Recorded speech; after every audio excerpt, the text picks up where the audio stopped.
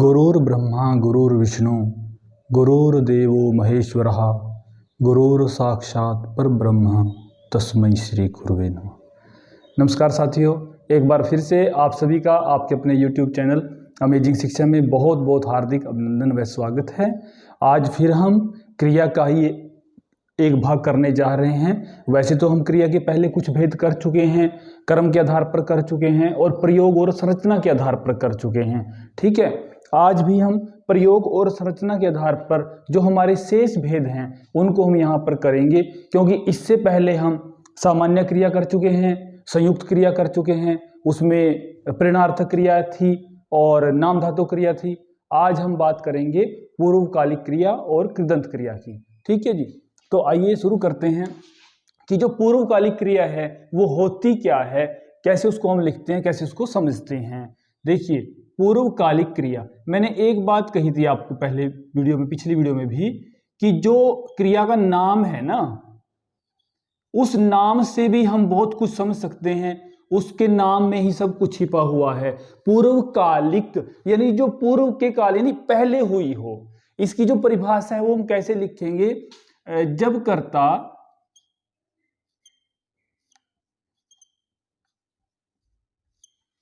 एक क्रिया को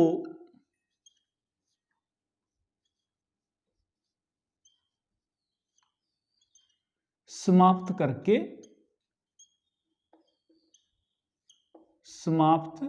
करके दूसरी क्रिया करता है,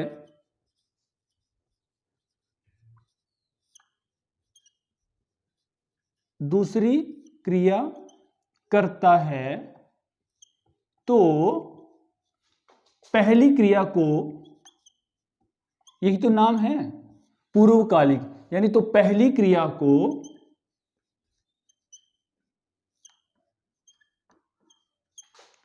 पूर्वकालिक क्रिया कहते हैं।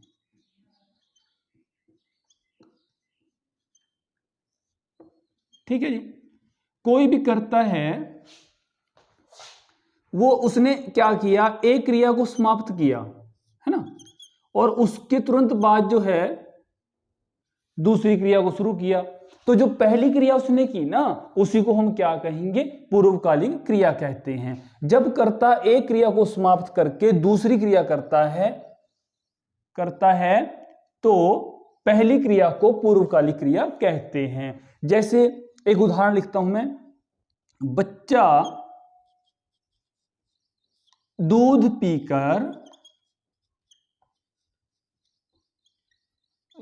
पीकर सो गया। देखिए, कर्ता कौन है? बच्चा है। उसने क्या किया, जो पहली क्रिया थी उसकी वो था दूध पीना, उसने एक क्रिया की। उसके बाद दूसरी क्रिया क्या है? सोना, यानी सो गया। तो जो दूध पीना जो है ना पहली क्रिया, इसको हम क्या कहेंगे? पूर्वकालिक क्रिया। ठीक है, राम पढ़कर खेलेगा। राम पढ़कर खेलेगा, पहली क्रिया क्या है? पढ़ना, यानी पहले पढ़ेगा वो। ठीक है, उसके बाद दूसरी क्रिया क्या है? खेलेगा। तो जो पहली क्रिया उसने समाप्त की, यानी पढ़कर, यानी पहले पढ़ेगा, उसको समाप्त करने के बाद ही वो दूसरी क्रिया करेगा। तो जो पहली जो क्रिया उसने की ना पढ़कर, यानी पढ़ना, तो इसको हम क्या कहेंगे? पूर्वकालिक क्रिया कहते हैं, जो पहले की गई है। ठीक है ना। अंशिका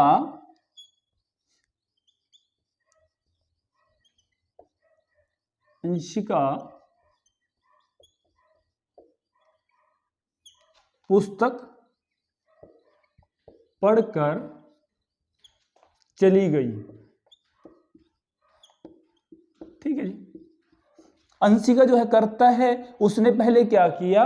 पुस्तक को पढ़ा, और पुस्तक पढ़ने के बाद जो है उसके बाद वो चली गई। यानी जो उसने क्रिया पहले की वो क्या कहलाएगी? पूर्वकालिक क्रिया कहलाएगी। ठीक है, नाम से पता चल रहा है जो पहले हुई है वो क्या होगी? पूर्वकालिक क्रिया होगी। ठीक है, तो इसका स्क्रीनशॉट ले लें आप और इसको बाद में लिख लें। इसके बाद जो अगली क्रिया है, यानी जो प्रयोग और संरचना के आधार पर जो हमने क्रिया के भेद किए ना, 6 भेद होते हैं, उसका जो अंतिम भेद है वो है कृदंत क्रिया। उसके बारे में हम पढ़ेंगे कि कृदंत क्रिया क्या होती है।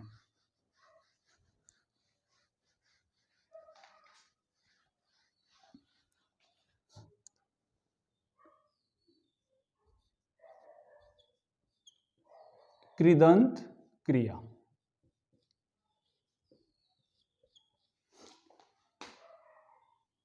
जब क्रिया वाक्य के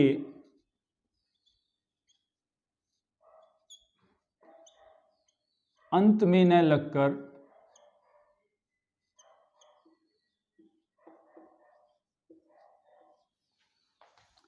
मध्य में, यानी वाक्य के बीच में प्रयुक्त होगी, ये अंत में नहीं होगी।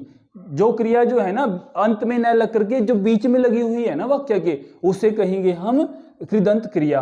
जब क्रिया वाक्य के अंत में न लगकर मध्य में प्रयुक्त होती है,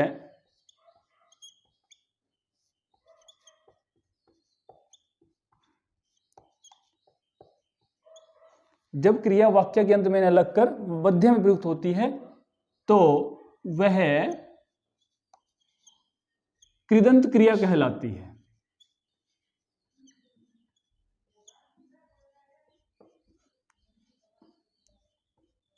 कृदंत क्रिया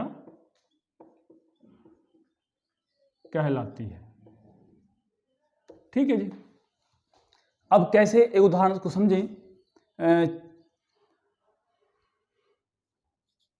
वृक्ष पर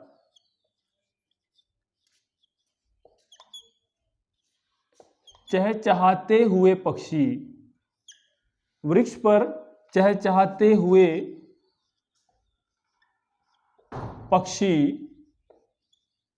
सुंदर लगते हैं, सुंदर लगते हैं। अब देखिए चहचहाना क्या है, एक क्रिया है, ये बीच में आई है वाक्य के, और जो वाक्य के बीच में जो प्रयुक्त हुई है उसे हम क्या कहेंगे, कृदंत क्रिया कहते हैं। ठीक है जी। उसके बाद एक अन्य उदाहरण लेते हैं। वह खेलते हुए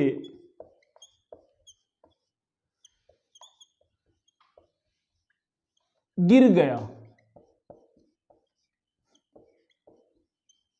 गिर गया। पहले जो है क्रिया क्या है, खेलते हुए, यानी खेलते हुए वह गिर गया, खेल रहा था गिर गया, यानी ये क्रिया जो है अंत में लग करके जो पहले लगी है उसे हम क्या कहेंगे, ये कृदंत क्रिया कहते हैं। अब देखिए 3 क्रियाएं ऐसी हैं जहां पर बहुत बड़ा कंफ्यूजन होता है। पहली थी संयुक्त क्रिया, दूसरी थी पूर्वकालिक क्रिया, और तीसरी है कृदंत क्रिया। कई बार हम सोचते हैं भी किस तरह करें और कैसे इसको समझे। देखिए संयुक्त क्रिया में क्या था, 2 क्रियाएं आपस में एक साथ प्रयोग हो रही हैं, लेकिन वो किसका बोध कराती हैं, एक पूर्ण क्रिया का बोध कराती हैं। जैसे हमने संयुक्त में क्या किया था कि माताजी दिल्ली चली गई, चली चलना और जाना, यहां पर 2 क्रियाएं हैं, तो वे दोनों मिलकर के एक पूर्ण क्रिया का बोध वहां पर करा रही थी, किसमें, संयुक्त क्रिया में। उसके बाद हमने किया पूर्वकालिक क्रिया, उसमें एक ही करता है, उसने एक क्रिया को समाप्त किया और उसके बाद दूसरी क्रिया की, तो जो पहली क्रिया है उसे हमने क्या कहा, पूर्वकालिक क्रिया। और तीसरी जो है कृदंत क्रिया, इसमें जो है कोई संबंध नहीं है एक दूसरी क्रिया का, लगते हैं, या गिर गया, गिरना भी क्रिया है, लेकिन जो बीच में आई है, मध्य में आई है वाक्य के, उसे कहेंगे हम कृदंत क्रिया। ठीक है, इस आपने कंफ्यूज नहीं होना है संयुक्त में, पूर्वकालिक में और कृदंत में। ये इसकी बाकी आप बार बार इसको वीडियो को देख लेंगे 1-2 बार तो आपको समझ में आ जाएगा। ठीक है, अब ये था हमारा प्रयोग और संरचना के आधार पर क्रिया के भेद। एक अन्य विषय जो है बहुत ही महत्वपूर्ण विषय है, वो कई बार जो है परीक्षा में पूछ लिया जाता है, वो हम करेंगे। इससे संबंधित होता है कि क्रिया जो है वो कौन सी स्थिति है जब वह क्रिया न कहला करके संज्ञा का रूप धारण कर लेती है, वो क्या होता है, उसे कहते हैं संज्ञार्थक क्रिया।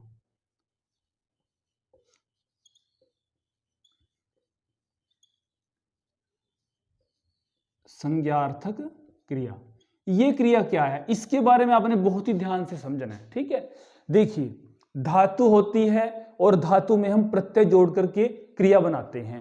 मान लीजिए एक धातु है पढ़, इसमें ना प्रत्यय जोड़ दिया तो ये क्या बन गया, पढ़ना।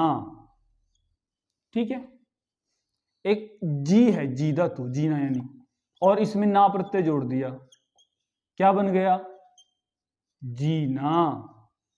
ठीक है, और एक मर है, मान ले मर। ठीक है, तो इसमें ना प्रत्यय जोड़ दिया तो ये क्या बन जाता है, मरना। ठीक है जी। लिख है, लिख,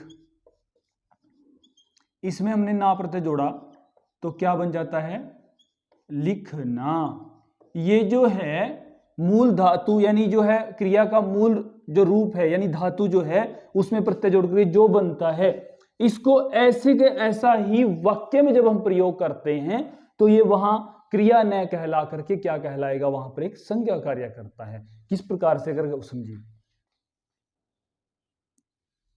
मुझे पढ़ना अच्छा लगता है, अच्छा लगता है। अब यहां जो पढ़ना है ना, ये क्रिया नहीं है, ये क्रिया का कार्य नहीं कर रहा है, यहां एक संज्ञा के उसमें वहां प्रतीति हो रही है कि संज्ञा है, मुझे पढ़ना अच्छा लगता है, पढ़ना। जैसे हमने धातु में प्रत्यय जोड़कर जो भी शब्द बनाया था वैसे का वैसा जो है जब भी वो वाक्य में प्रयोग होता है, मरना, चलना, जाना, हंसना, रोना, ये सभी जब वाक्य में इसी प्रकार प्रयुक्त होंगे तब हम इनको क्रिया नहीं कहेंगे, इसको कौन सी क्रिया कहेंगे, संज्ञार्थक क्रिया कहेंगे। यहां पर कि ये संज्ञार्थक क्रिया, नहीं वहां पर वो क्रिया कार्य न करके एक संज्ञा का कार्य वो वहां पर करती है। ठीक है, और उदाहरण अन्य ले लेते हैं। लिखना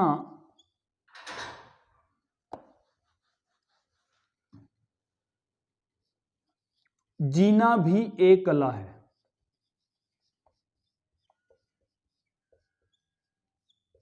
एक कला है। देखिए जी से जीना बनाया हमने तो जीना जो है ऐसे ही आ गया कि जीना भी एक कला है। तो यहां पर जो जीना है ना वो कौन सी क्रिया कहलाएगी, यहां पर वो संज्ञार्थक क्रिया, संज्ञा के अर्थ में जो क्रिया प्रयुक्त हो रही है वो हो जाएगी ये संज्ञार्थक क्रिया, उसको हम कहेंगे संज्ञार्थक क्रिया। ये यहां पर क्या है, संज्ञार्थक क्रिया है। ठीक है, और एक और उदाहरण हम ले लेते हैं यहीं पर, देश के लिए मरना, देश के लिए मरना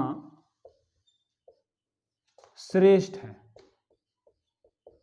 ठीक है, अब देश के लिए मरना, ये जो मरना है ना ये क्रिया कौन सी क्रिया कहलाएगी, संज्ञार्थक क्रिया। बस आपने इतना ध्यान रखना है जिसमें ना प्रत्यय जोड़ करके जो क्रिया बन गई है और वो क्रिया उसी तरह जो है वाक्य में लग गई, यहां पर उसका प्रयोग हुआ तो उसे हम कहेंगे संज्ञार्थक क्रिया कहते हैं। ठीक है जी। और एक बात जो अंत में मैं कहूंगा, जो संज्ञार्थक क्रिया है ना इसका प्रयोग हमेशा पुल्लिंग में होता है, ये पुल्लिंग में होती है हमेशा, ये ध्यान रखें आप। ठीक है, तो आज का जो विषय हमारा यही रहेगा कि हमने क्या किया, पूर्वकालिक क्रिया और कृदंत क्रिया, और ये जो है संज्ञार्थक क्रिया हम किसको कहेंगे, किस प्रकार से कहेंगे। आज हम जो है क्रिया का हमारा विषय जो है वो पूर्ण हो चुका है, और ये जो विकारी शब्द से हमारे संज्ञा, सर्वनाम, विशेषण और क्रिया ये यहाँ पर जो है समाप्त होते हैं। इसके बाद हम बात करेंगे अविकारी शब्दों की। ठीक है, तो हमारे साथ बने रहिए और जानने के लिए कि अविकारी शब्द क्या होते हैं, कितने उनके भेद होते हैं। ठीक है, तो आज की कक्षा यहीं पर संपन्न होती है। मैं अपनी वाणी को यहीं विराम देता हूँ। जय हिंद, वंदे मातरम।